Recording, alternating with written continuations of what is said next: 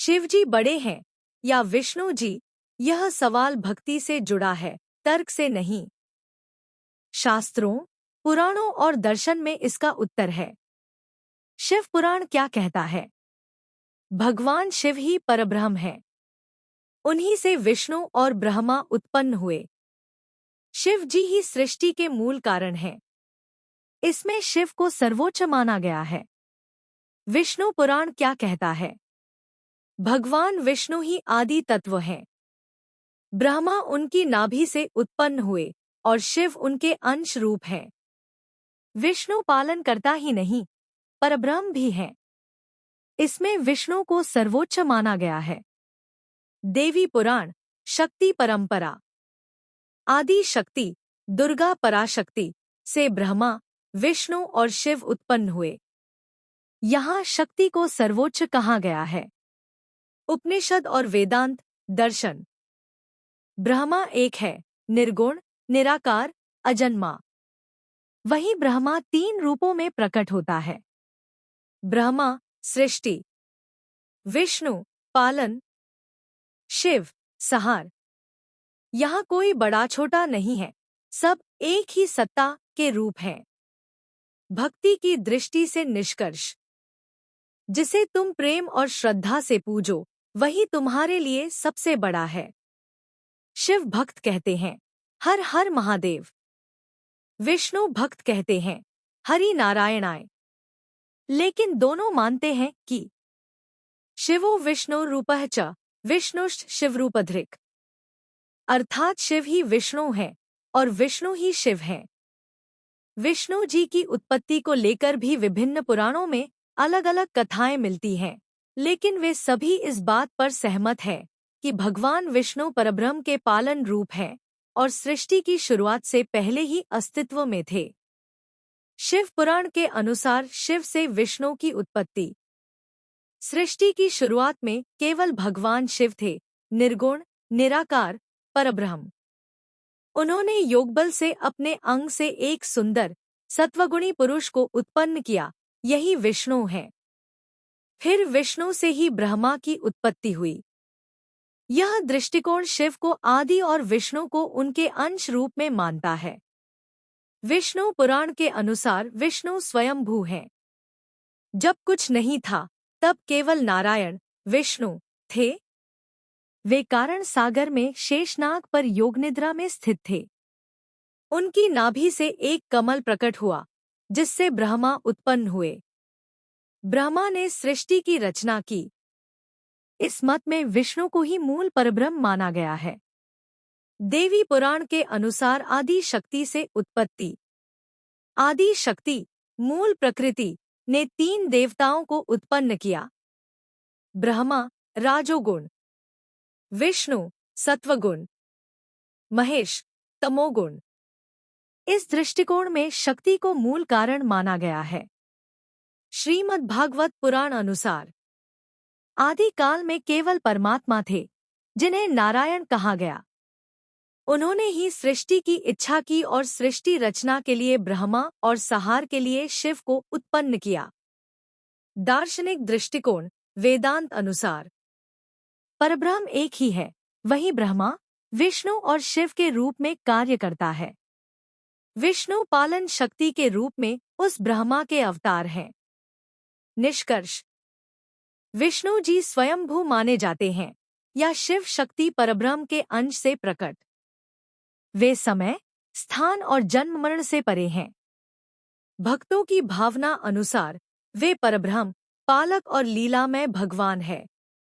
शिवजी की उत्पत्ति को लेकर विभिन्न पुराणों में अलग अलग कथाएं मिलती हैं, क्योंकि शिव निर्गुण, निराकार और अनादि माने जाते हैं। लेकिन शिव के रूप में प्रकट होने की कुछ प्रमुख कथाएं इस प्रकार हैं। शिव स्वयंभू हैं। शिव पुराण के अनुसार शिव न आदि है, न अंत। वे स्वयंभू हैं। शिव किसी से उत्पन्न नहीं हुए। वे परब्रह्म हैं, जिन्होंने सृष्टि, पालन और संहार के लिए स्वयं को 3 भागों में विभाजित किया। ब्रह्मा सृष्टि, विष्णु पालन, रुद्र संहार। शिव ने ही पहले विष्णु और फिर विष्णु से ब्रह्मा की उत्पत्ति की, यह शिव पुराण में कहा गया है। लिंग रूप में उत्पत्ति। शिवलिंग पुराण के अनुसार जब ब्रह्मा और विष्णु में श्रेष्ठता को लेकर विवाद हुआ, तब एक अनंत ज्योतिर्लिंग प्रकट हुआ और उसी से भगवान शिव प्रकट हुए। इस कथा के अनुसार शिव तेज के रूप में स्वयं प्रकट हुए, जिनका न आदि था न अंत। ब्रह्मा के क्रोध से रुद्र की उत्पत्ति। भागवत पुराण अनुसार एक बार ब्रह्मा ने इच्छा की कि उनके संहारक पुत्र उत्पन्न हों। उनके क्रोध से रुद्र प्रकट हुए, जिनका शरीर लाल था, नेत्र तीखे और वे अत्यंत बलशाली थे। ये रुद्र ही शिव के रौद्र रूप माने जाते हैं। बाद में ब्रह्मा ने उन्हें ध्यान और तप में लीन होने को कहा। देवी पुराण के अनुसार आदि शक्ति से उत्पत्ति। आदि शक्ति दुर्गा से ही ब्रह्मा, विष्णु और शिव उत्पन्न हुए। इस मत में शक्ति ही मूल कारण मानी जाती है। शिव यहाँ शक्ति के तत्व स्वरूप हैं। दार्शनिक दृष्टिकोण। शिव कोई उत्पत्ति नहीं रखते, क्योंकि वे काल से परे हैं। उन्हें महाकाल, अनादि, अनंत और परम तत्व कहा गया है। निष्कर्ष। शिव जी की उत्पत्ति नहीं हुई, वे स्वयं में परब्रह्म हैं। जब कुछ नहीं था, तब भी शिव थे। वे निराकार, फिर ज्योति रूप और अंत में साकार रूप में प्रकट हुए, भक्तों की भावना के अनुसार। आदिकाल और परमात्मा नारायण। सृष्टि की शुरुआत से पहले केवल भगवान नारायण, विष्णु ही थे, जो सर्वव्यापी, अनादि और अनंत है। वे सृष्टि के कारण और सृष्टि से परे हैं। वे समुद्र मंथन के समान एकांत और शांति की अवस्था में तैर रहे थे। शिव और ब्रह्मा का उद्भव।